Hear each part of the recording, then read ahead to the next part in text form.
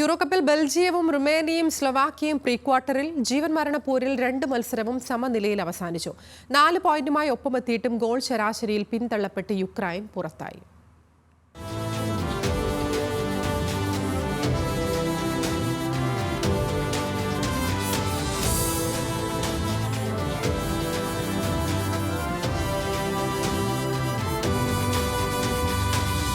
Euro കപ്പിലെ സമനില പോര് ആവേശപ്പോരായി. മത്സരം തുടങ്ങുമ്പോൾ ഗ്രൂപ്പ് ഇയിലെ 4 ടീമുകൾക്കും 3 പോയിന്റ് വീതം. എല്ലാവർക്കും നോക്കൌട്ട് സാധ്യതയുള്ളതിനാൽ യുക്രൈൻ ബെൽജിയം പോരാട്ടത്തിലും റൊമാനിയ യുക്രൈൻ മത്സരത്തിലും കണ്ടത് തുടക്കം മുതൽ ആക്രമണമായിരുന്നു. എന്നാൽ കരുത്തരായ ബെൽജിയം യുക്രൈന് മുന്നിൽ വിയർക്കുന്നതാണ് കണ്ടത്.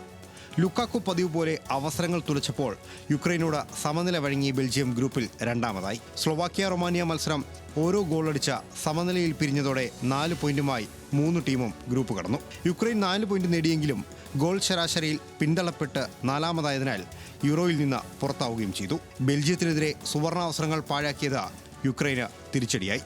Sports desk, news Malayalam.